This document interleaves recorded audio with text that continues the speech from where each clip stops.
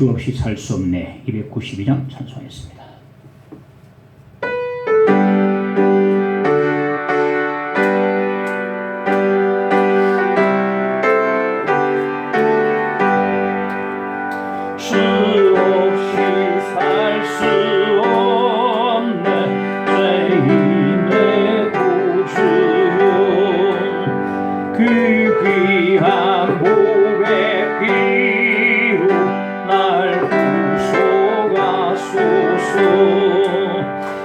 구주의 사랑으로 흘리신 보혈이 내 소망 나의 위로 내 영광 됩니다. 주 없이 살 수 없네. 나 혼자 못소리 힘없고 부족하며 지혜도 없도다. 내 주는 나의 생명 또 나의 힘이라. 주님을 의지하여 지혜를 얻으리. 주 없이 살 수 없네. 내 주는 아신다. 내 영의 깊은 간구 마음의 소원을 주밖에 나의 마음 위 알아주리요. 내 마음 위로하사 평온케 하시네. 주 없이 살 수 없네. 세월이 흐르고 이 깊은 고독 속에 내 생명 끝나도 사나운 풍랑일 때 날 지켜주시니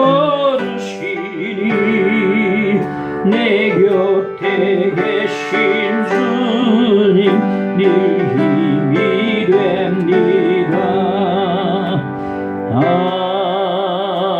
아멘. 하나님 말씀 요한복음 13장 보겠습니다.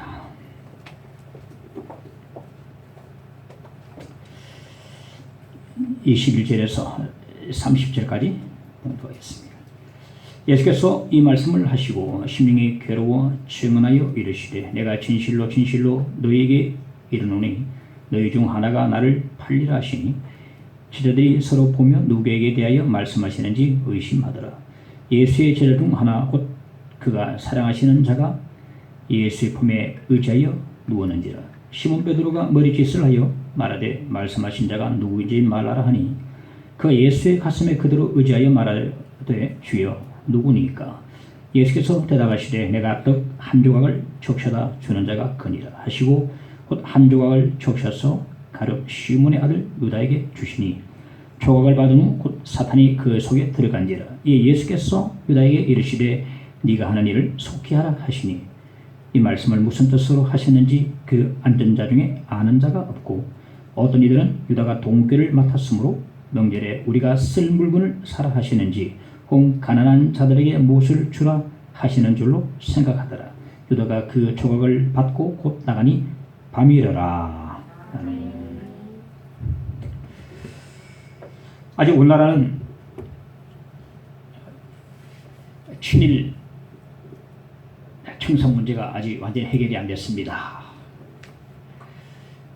이완용 같은 나라 팔아먹은 극단적인 사악한 민족의 반역자들은 분명히 공개해서 단죄를 해야 됩니다. 하지만 2005년도에 민족문제연구소에서 친일파를 3,090명을 공개를 했는데 그 중에는 참 이 사람 억울하다 라고 생각되어지는 안타까운 사람들도 더 포함되어 있어서 정말 친일파 이 속죄라는 작업은 색출하는 작업은 좀 신중하게 해야 되지 않는가 싶은 생각이 듭니다. 오늘 예수님의 제자 가운데서도 배신자가 있었는데 그 이름은 가룟 유다입니다. 이 가룟 유다, 어떤 사람은 성이 가룟이고 이름이 유다라고 생각하는데 아니고 가룟은 지명입니다. 지명. 여호수아 11장에 보면 이스라엘이 이제 가나안 땅에 쳐들어가서 땅을 차지하는 가운데에 유다 지파가 차지한 땅 가운데 그리옷이 있는데 그리옷이 이 가룟입니다.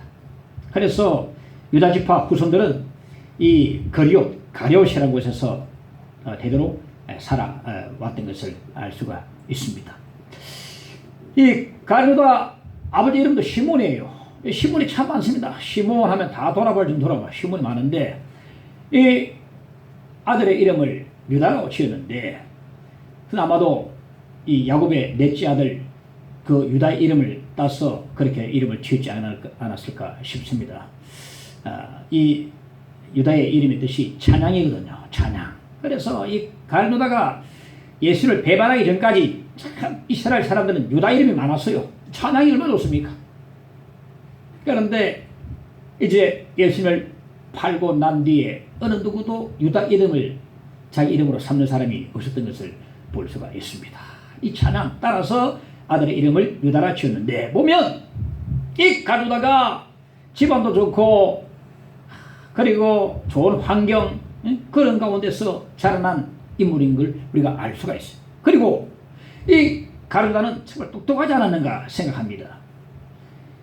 예수님의 제자 가운데 회개를 맡았었는데 아무나 맡는 게 아니거든요. 회개는 동계산도 어느 정도 돼야 되니까. 그래서 베세다 광야에서 모인 무리들 바라보고 200데나리온의 떡으로도 부족하겠습니다라고 재빠르게 계산했던 빌립이 있었고 원래 본업이 회개였던 세리 마태도 있었음에도 불구하고 예수께서 가룟유다를 회개로 지명하신 것은 그만큼 똑똑하다는 말이거든요. 똑똑하다.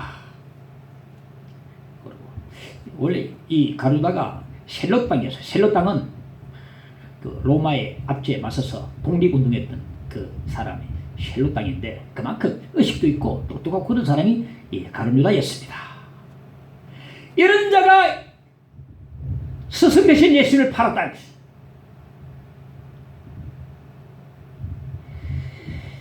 이 가룟유다에는 몇 차례나 돌이킬 수 있는 기회가 있었어요. 그럼에도 그는 돌이키지 않았습니다. 그 이유가 무엇인가? 오늘 제가 세 가지로 주보에 내놓고 있습니다. 첫째, 가면입니다. 자, 21절, 22절에 보면 예수께서 이 말씀을 하시고 심령이 괴로워 증언하여 이르시되 내가 진실로 너에게 이르노니 너희 중 하나가 나를 팔리라 하시니 제자들이 서로 보며 누구에게 대하여 말씀하시는지 의심하더라. 왜 예수님의 심령이 괴로우셨는가?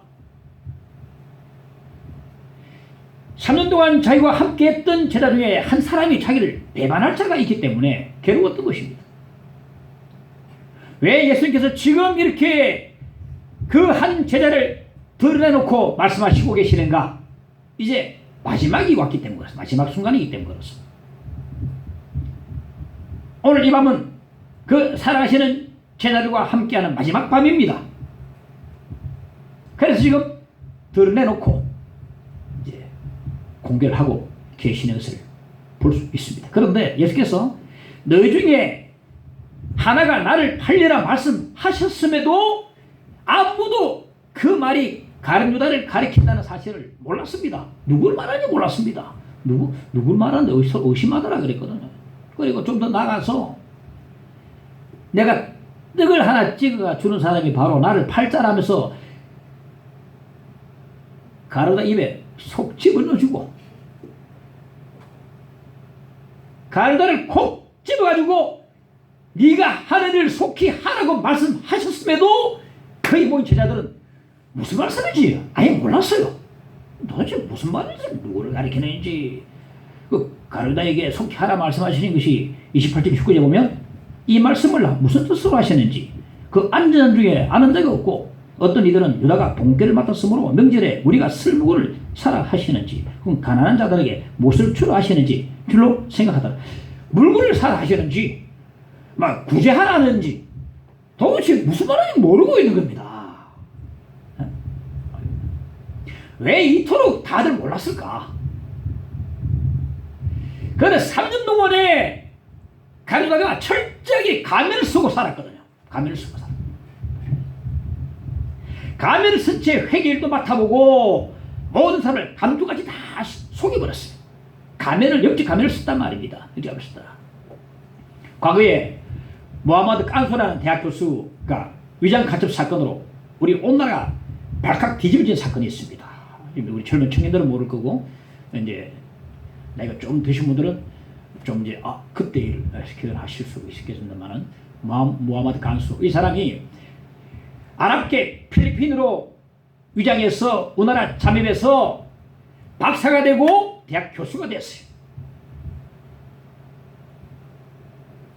그런데 그 사람이 사실은 남파 간첩인 장수일이라는 사람이었어요. 장수일. 북한의 재령을 받고 간첩 활동을 하는 8년 동안에 마누라 가지고 감쪽같이 속았습니다. 그런데 북한에요, 이미 부인이 있고 딸이 셋이 있어요. 그런데 남쪽에 가서 다시 그 박사학위 받고 교수 되고 부인도 두고 주변의 사람들로부터 좋은 평도 받았어요. 정말 저 교수님은 정말 좋은, 가르치는 학생들보다 만점 교수로 모하마드 간수. 그런데 전 거짓말이었어요. 그는 가면을 쓰고 감쪽까지 속이고 왔던 것이. 가르누다가 바로 이와 같은 자입니다. 3년 동안에 예수님을 따라다니고 또 예수님께 말씀을 가르쳐 받고 이적을 행하는 걸 보고, 그리고 예수님 이름으로 파송받고 예수 이름으로 사역을 하고 신임을 얻어서 회개까지 맡아보고, 많은 사람이 예수님 말씀이 어렵다면서 다 떠나가는 가운데서도 주님 곁을 떠나지 않았던 이 가르누다가, 그 함께 있던 제자들이 조금도 의심하지 못했습니다. 근데 이 가르누다는 거듭나지 않았던 사람이었습니다. 요한복음 6장 70절에 보니까 너희 중에 한 사람은 마귀니라 예수께서 말씀하셨는데, 처음부터 그는 마귀였다 이 말이에요. 그 사실 여태껏 가면을 쓰고 감추고 있었다는 것이죠. 예수님의 제자 가운데서 거듭나지 않은 마귀 같은 사람이 있었다는 것이 너무나 충격적인 사실입니다. 어떻게 그렇게 있을 수 있겠는가? 마귀 같은 자가 있다는 거예요. 가르다가요, 3년 동안 주님을 따라다니면서도 한 번도 자신의 영적 문제, 영적 자신의 상태에 대해서 한 번도 진지하게 생각해 본 적이 없이 온 겁니다. 똑똑한 소리 듣고 일 잘하네 하는 소리 들었지만은 그는 거듭나지 못한 자였습니다. 예수께서 말씀하시기를 거듭나야 하리라 말씀하셔도 그 말씀을 듣고도 한 번도 자기의 영적 문제를 곰곰이 한번 진지하게 생각해보지 않은 채로 여기까지 온 겁니다. 과연 이게 가누다에 해당되는 말씀인가? 우리의 영적 상태는 어떻습니까? 오늘 이 말씀 보면서 우리 영적 상태를 한번 체크해봐야 됩니다. 가름해봐야 된다 말이죠. 요즘 마스크 쓴다고 얼마나 불편합니까? 가면은 뭐 더 말할 나위도 없을 겁니다. 얼마나 가깝합니까? 오늘 말씀의 백신을 맞고 걸리적거리는 영적 가면을 벗어버릴 수 있기를 간절히 축원합니다. 말씀의 백신을 맞고, 백신 맞으셨습니까? 맞을 생각입니다. 그래서 영적 가면을 벗을 때에 이제 주를 영접하고 진정으로 거듭나는 사람이 되고 그렇게 되는 것입니다. 얼마나 숨긴다고 얼마나 힘들고 어렵습니까? 제가 이제 설교했죠? 어떤 게 안수 집사님은 도무지 목사님이 장로가 되라니까 장로만큼 못되겠다. 거기에 부흥했던 목사님한테 상담했는데, 목사님 제가 이 교회를 개척하고 이 교회를 세우고 해서 이 한인교회를 세우고 해가지고 참 사람다 뭐 공동체 만들었는데, 그래서 이 교회를 세울 때서 안수 집사까지 받았는데 목사님이 장로가 되라는데 도저히 양심상 장로는 못 되겠습니다. 왜? 나는 예수를 안 믿고 있습니다. 안수 집사까지는 하겠는데 장로는 못 되겠습니다. 여기 가면을 쓰고 온 겁니다. 전부 다 그러니까 목사도 쓰고 간 겁니다. 응? 집사 되고 그런데 장로 되는데 내가 목사 되는데 가면을 쓰고 여기 와가지고 갈배를 벗어버려야 시원하고 정말로 자유가 있는데 와 뭐만 깐수처럼 맞아 참 가면을 쓰고 얼마나 불편합니까. 제자훈련을 소문난 한 교회가 있는데 그 교회는 세례받은 사람은 전부 앞에 나와서 5분간 자기 간증을 하게 되어 있습니다. 한 남자분이 간증합니다.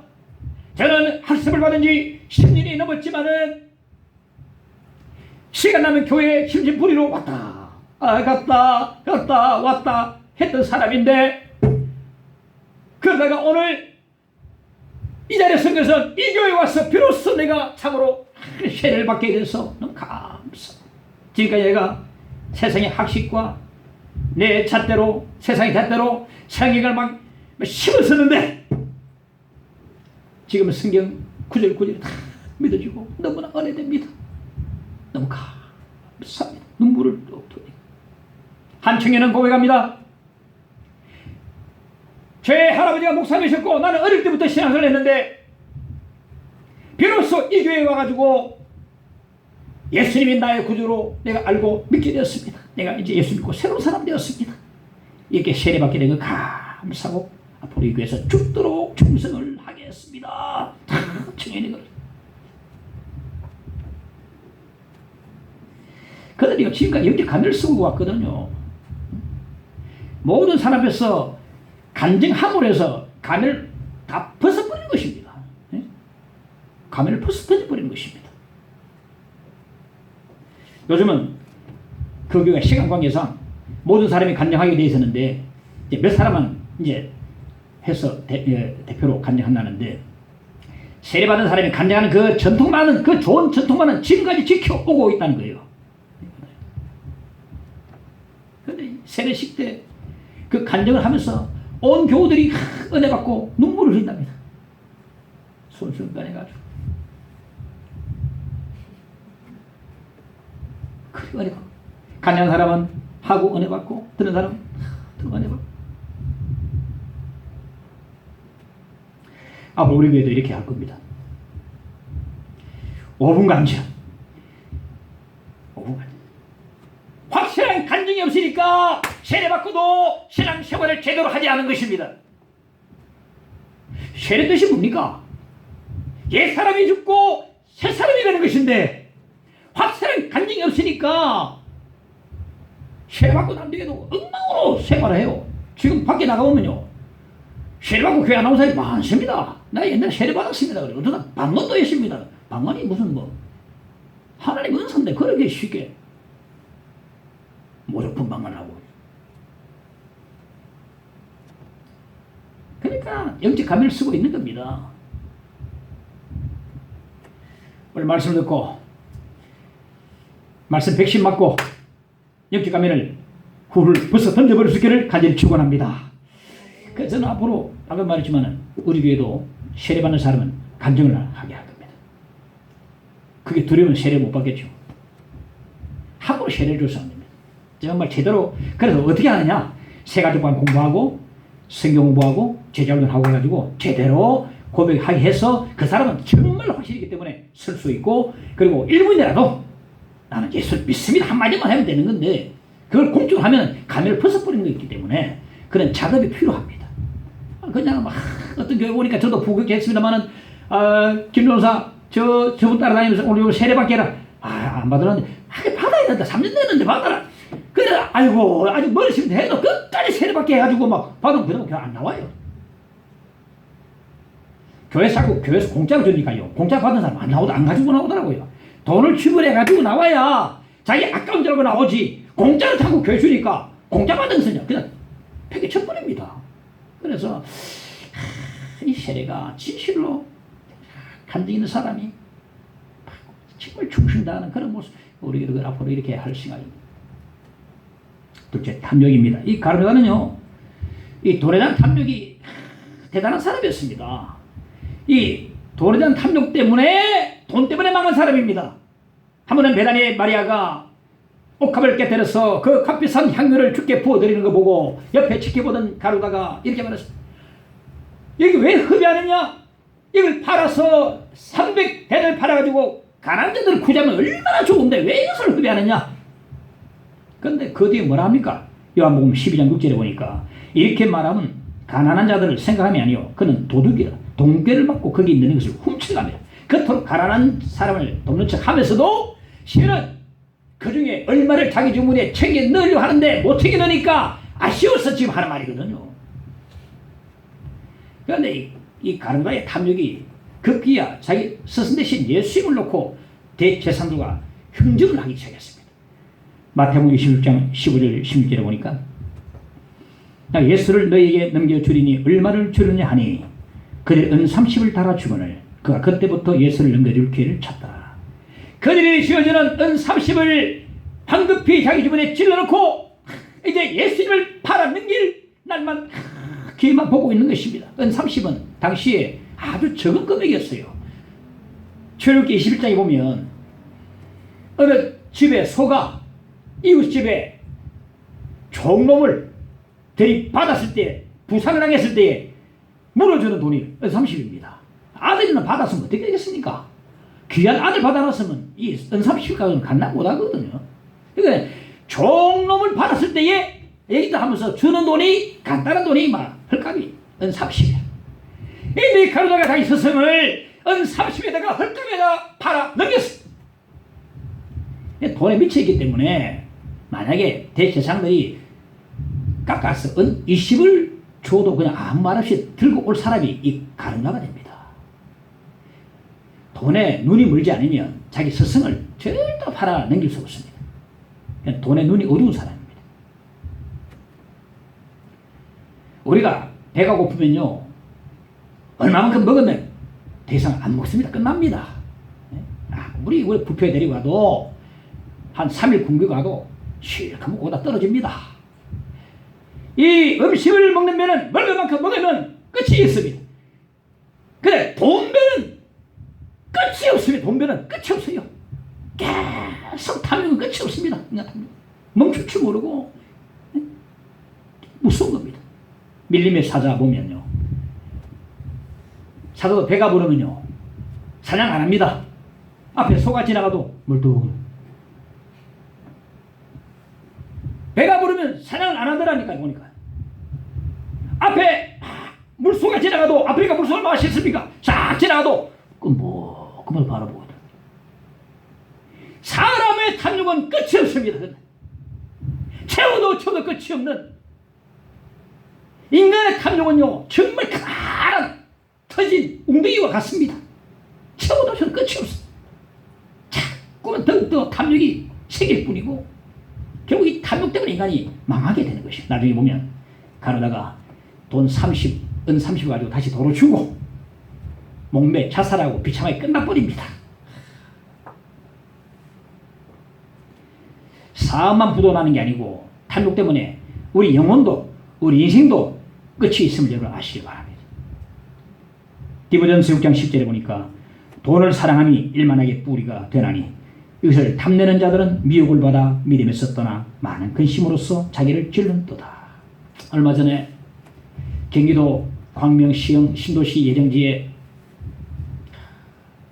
LH 직원 13명이 7,000여 평에 달하는 땅을 58억을 대출 받아가지고 그들이 매입을 했더라고요. 이게 밝혀졌는데 내부 정보를 활용해서 대놓고 투기한 것입니다.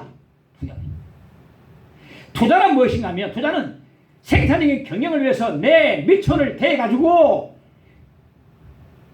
이 사회 발전에 일조를 하고 바른 경제 계획을 세운 것이 투자요. 투기는 뭐냐면 한마디로 말하면 돈벼락 맞기 위해서 돈을 던지는 겁니다. 투기, 던질 투, 기는 기획이자니까 돈벼락을 위해 맞기 위해서 돈을 던져버린 것입니다. 만약 한 사람이 돈벼락을 맞으면요 많은 사람들이 파산당합니다. 이 사회가 그렇습니다. 파이는 같은데 한쪽이면 돈벼락 맞아버리면 망해버려요. 한쪽이는 나 때문에 많은 사람이 장애를 받고 많은 사람이 재앙을 받고 그리고 이 사회가 뒤흔들게 되는 것입니다. 그래서 투자는 뭐냐면 멀리 보고 하는 기고 투기는 한순간에 이 돈벼락 맞기 위해서 벼락부자 되기 위해서 하는 게 투기입니다. 우리는 믿는 사람들은요 투자는 하지만 투기는 해서 안 됩니다. 왜? 투기는 탐욕이거든.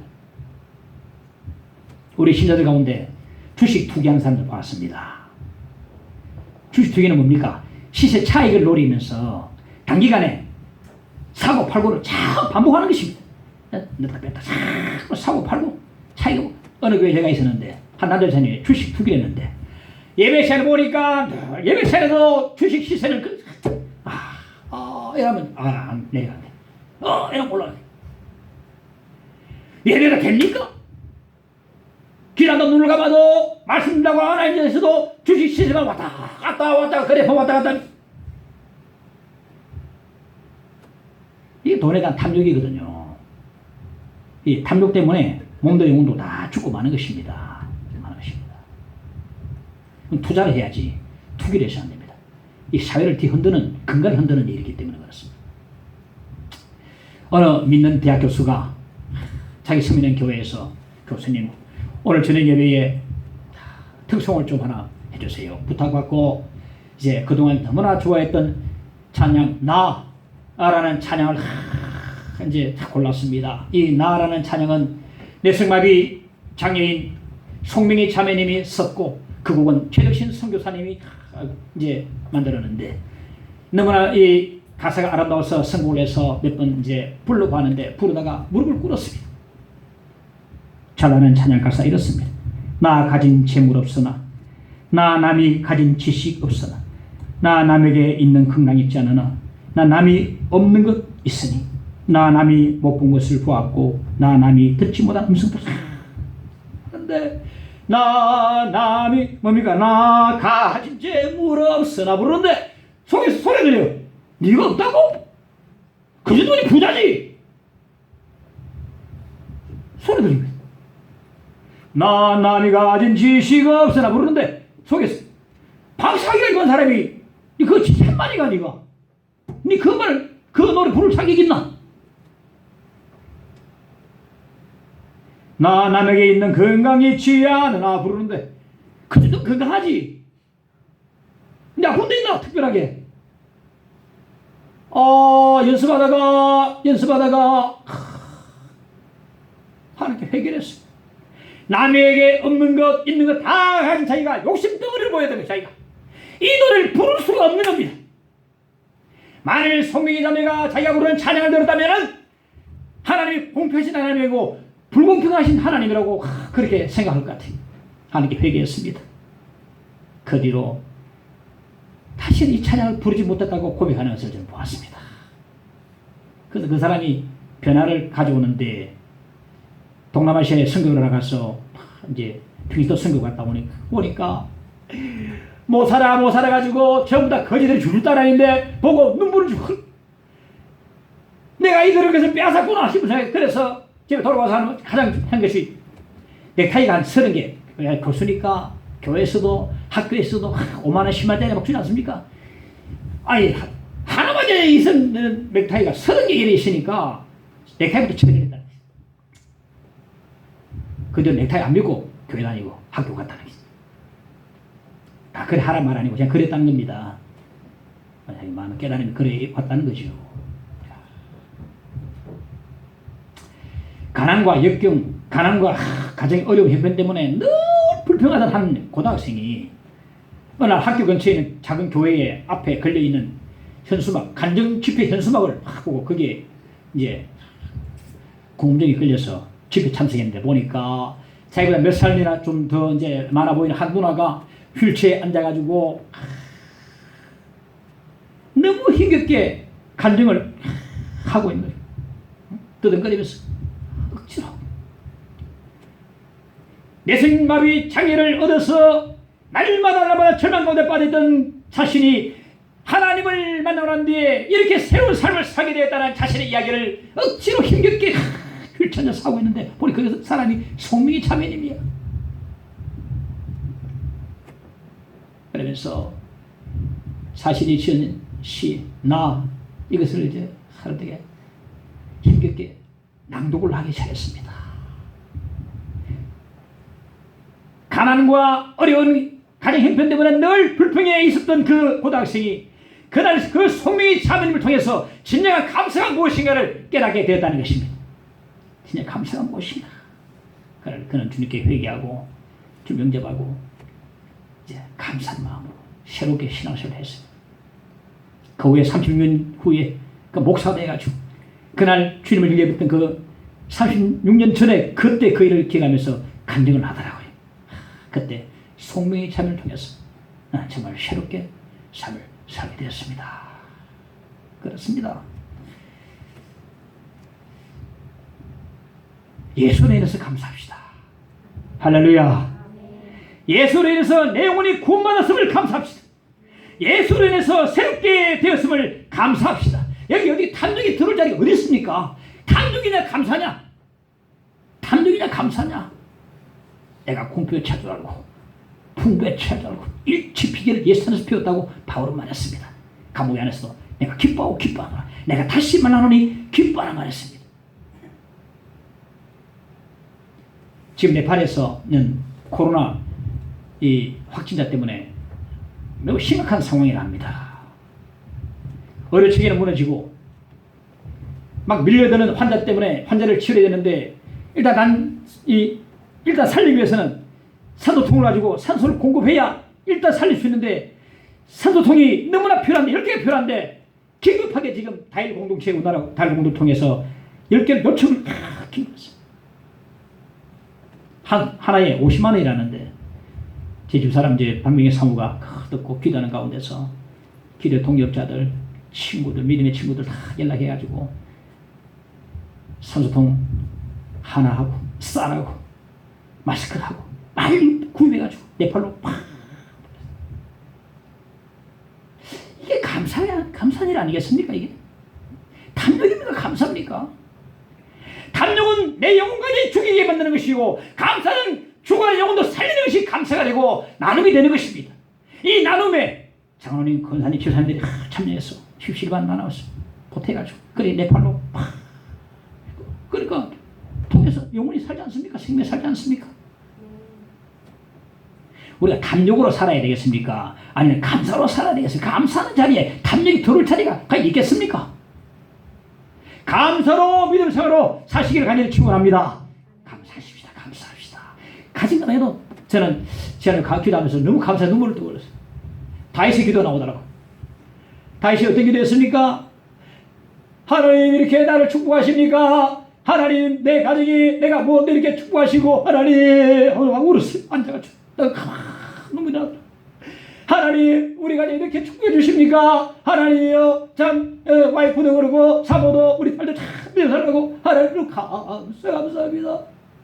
사실은 물질과 환경적으로 이거 가지고 감사하는 게 아닙니다. 너무나 지금 너무 현실이 감사해가지고 하나님 함께하시니까 그러니까 너무 감사해요. 이 다윗의 기도 내가 들었을 때 자체가 전에 내가 다윗의 기도 알았으면서도 못 들었어요. 근데 너무 감사해가지고 하나님 나를 이렇게 축복해 주시니까 앞으로 축복해 주실 거 믿고 탐욕이냐 감사냐? 탐욕은 나를 죽이지만 감사 나눔은 죽은 영혼도 살림을 믿으시기 바랍니다. 감사로 나가십시다.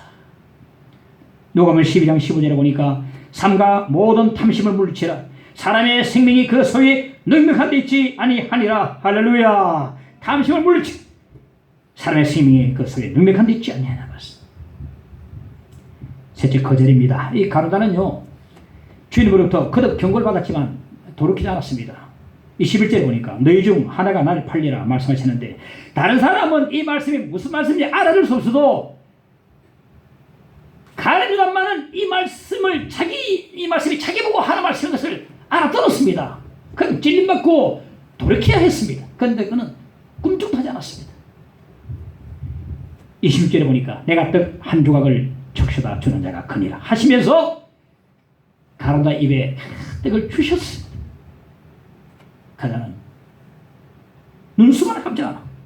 표정 하나 안 받고 상처는 안 바꾸고 받아먹었어요. 양심 화에 맞은 자라.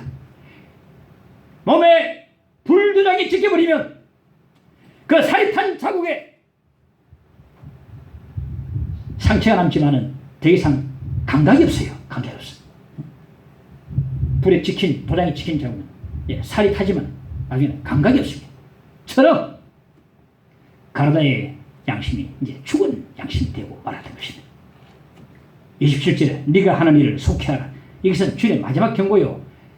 이 주님의 마지막 기회를 유다가 잡았어야 했습니다. 그런데 이 말씀을 듣자마자 일어나 문을 박차고 밖으로 나가버렸습니다. 어둠 속으로 빠져나가고 말았습니다. 주님의 많은 경고가 있었고 돌이킬 수 있는 많은 기회가 있었지만은 가나다는 돌이키지 않았습니다. 너희 중 하나가 나를 팔리라. 다른 사람은 알아들 수 없었지만은 자신은 알아들 수 있었어요. 아, 나에게 하는 말이구나.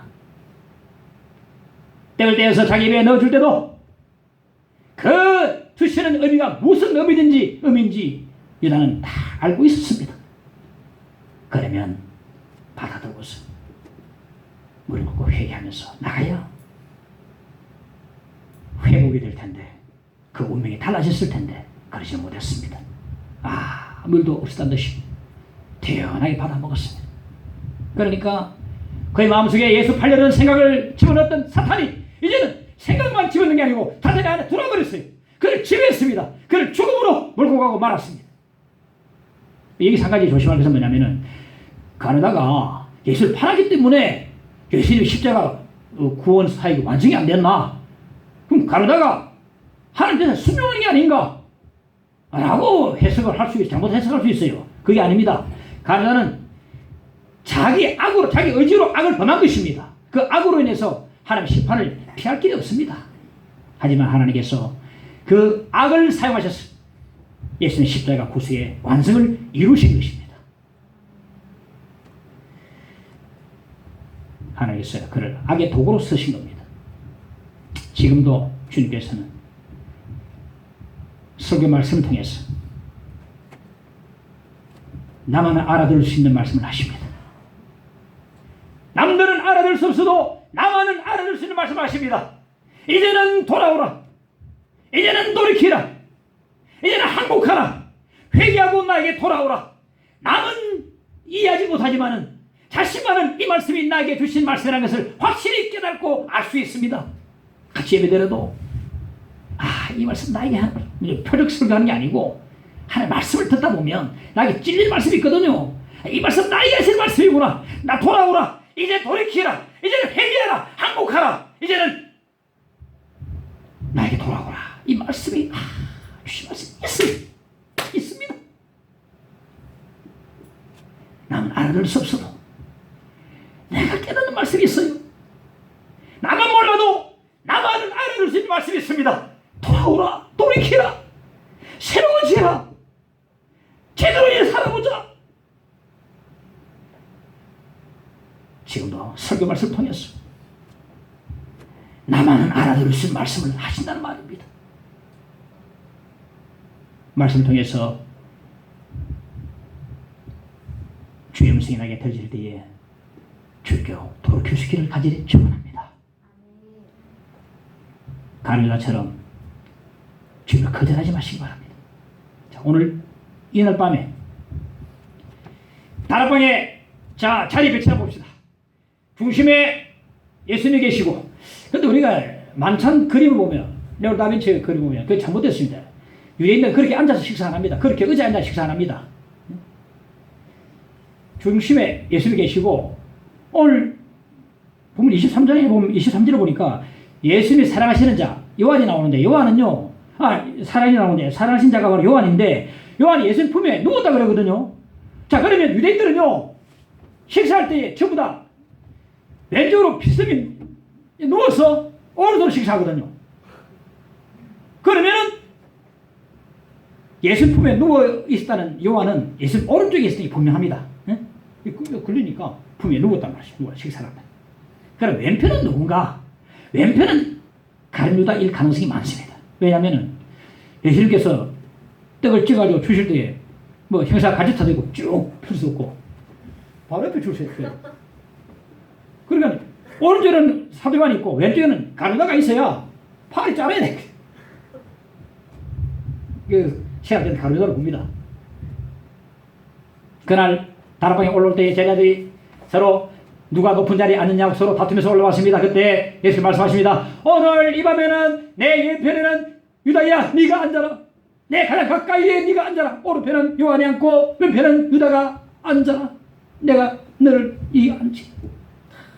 그렇게 했을 것 같습니다. 그러면 유다는 예수님 바로 옆에서 예수님의 체온도 느끼고 따뜻한 가슴의 사랑도 느끼고 그렇게 했을 것입니다.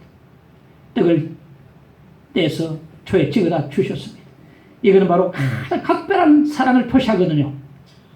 그때 떡을 받아 들고서 이 유다가 내리 앉아서 무릎 꿇고 주여 이 죄를 이토록 사랑하십니까? 이 죄를 이토록 사랑하십니까? 이제 주님의 사랑에 항복합니다. 이 죄를 용서해 주십시오 하면서 회개했어야 했습니다. 하지만 주님의 각별한 사랑을 받고도 그는 사랑을 거절하고 말았습니다. 주님이 떡을 떼어서 이 가룟다의 입에 넣어줬을 때 그때 주님의 마지막 사랑이었어요. 이 마지막 사랑을 받고서도 그 마지막 사랑을 유다가 거절하고 말았던 것입니다. 조금 전에 제가 앞에 말씀드렸던 제자훈련으로 소문난 그 교회에 김영수 성도님이 간증을 했는데 이렇게 간증했습니다. 그분은요 모태 신앙이 됐는데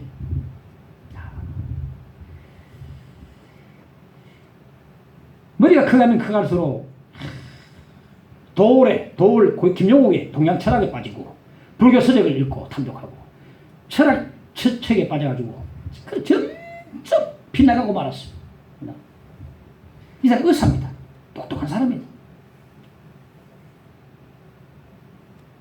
그 예배 참석해도 몸만 와있어. 몸만 딱 그러다가 이 교회 그러니까 그 교회에 이제 온 거예요.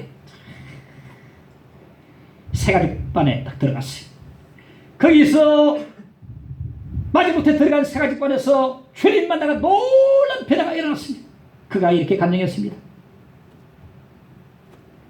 저는 세상에 온갖 책들을 다 읽으면서도 성경은 거들떠보지도 않았습니다. 하나님이 인간이 만들어 놓은 시대라고 생각했습니다.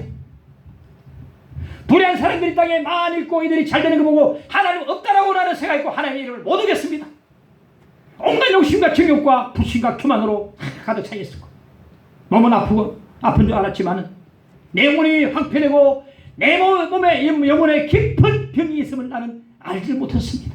한 번도 하나님의 자녀가 되기 위해서 아무리 노력도 하지 않은 나에게 예수님이 찾아오시고 이 죄인의 죄를 사해 주시기 위해서 그 주님의 십자가 의미를 고난 의미를 나에게 깨닫게 해주시는 예수님, 내 짐을 덜어주시고 나를 위로해 주시는 예수님, 내가 어찌 예수님을 고백하지 않고 살아갈 수 있겠습니까? 어떻게 예수님이 좋지 않겠습니까? 이 점잖은 의사가 간증 내내 눈물을 흘렸습니다.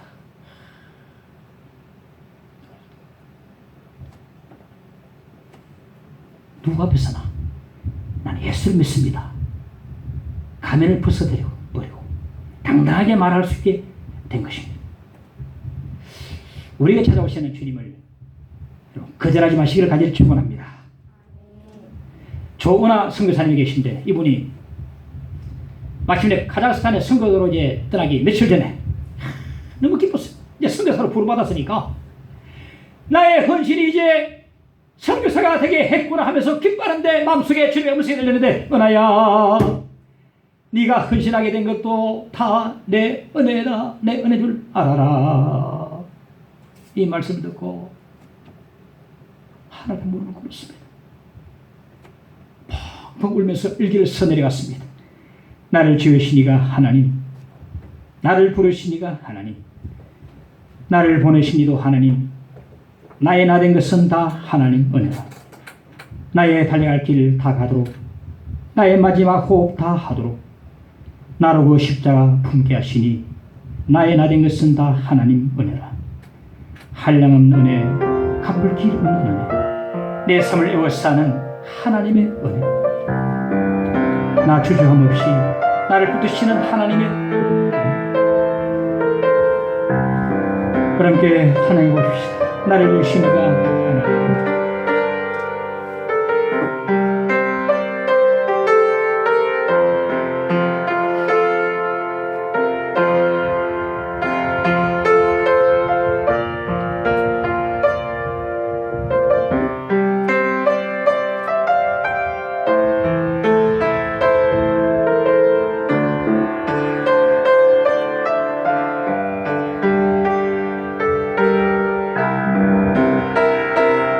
함께 나를 지으신 이가 하나님,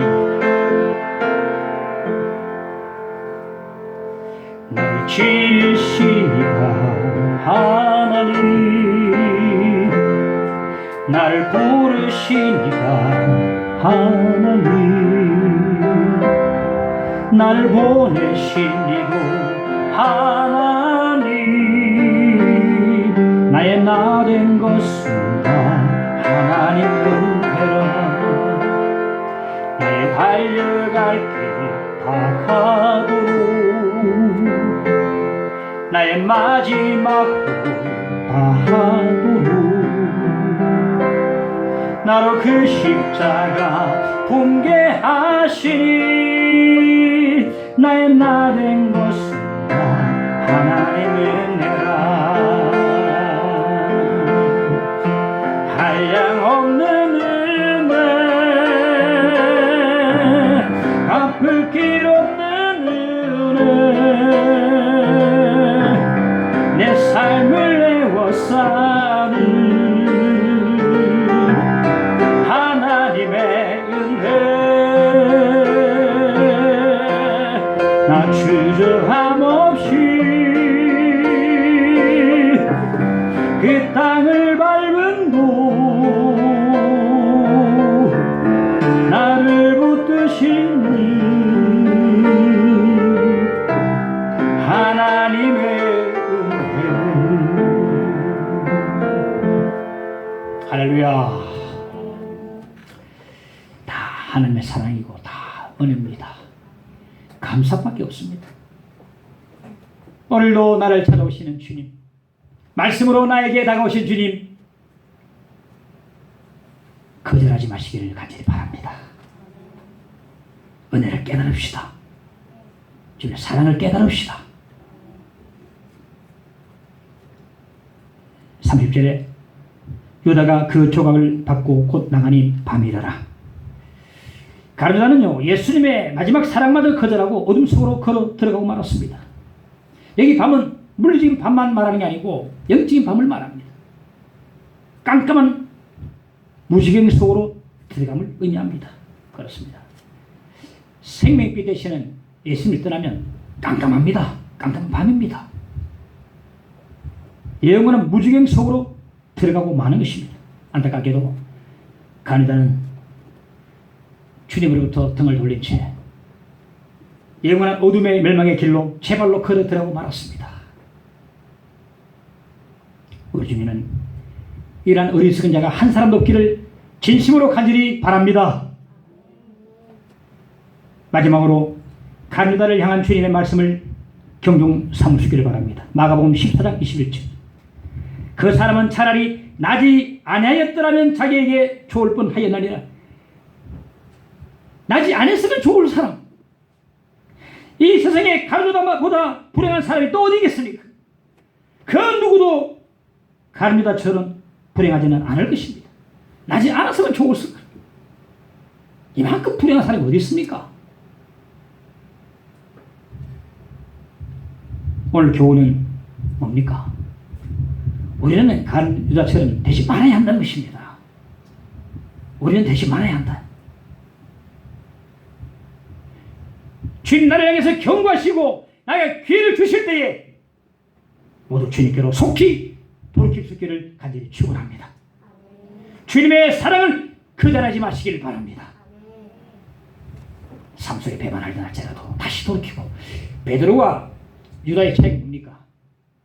가룟유다는 후회만 하고 회개 안 했지만 베드로는 주님을 3번 부인했지만 회개하고 돌이켰거든요. 그래서 수제대로 큰 일을 감당했던 것을 알 수가 있습니다.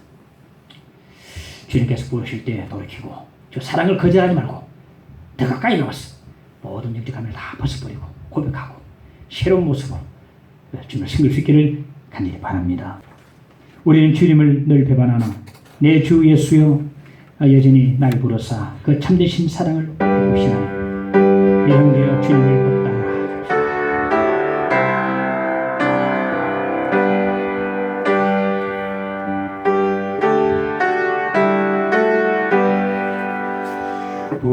우리는 주님을 늘 배반하나 주 예수여 여전히 날 부르사 참되신 사랑을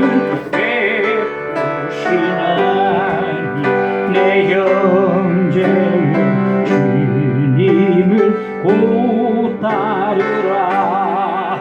주 널 위해 비네 주 널 위해 비네 주 널 위해 비네 늘 위시네 주께서 풍성한 은혜를 내유 내 영혼이 나날이 복받으니 주 예수를 너희로 구주로 섬겨 또 따르며 풍성한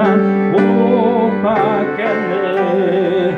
주 널 위해 비네 주 널 위해 비네 주 널 위해 비네 항상 비시는 무거운 짐 지고 애타는 인생 주 예수께 돌아와 쉬어라.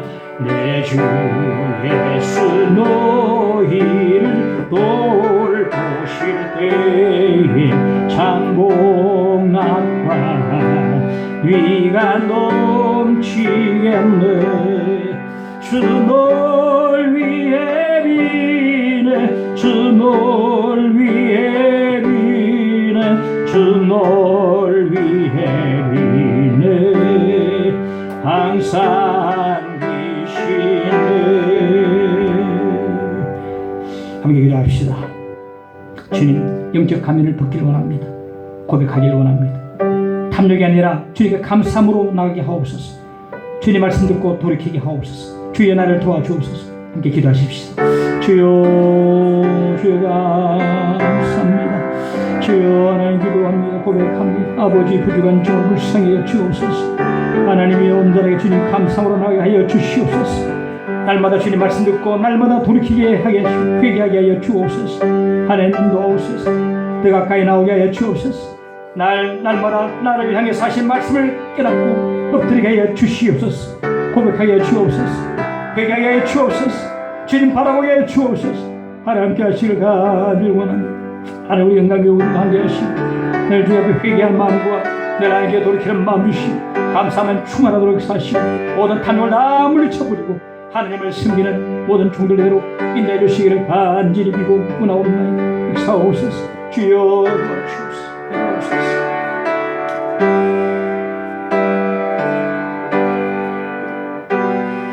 하나님 도와주옵소서. 예수의 이름으로 기도합니다.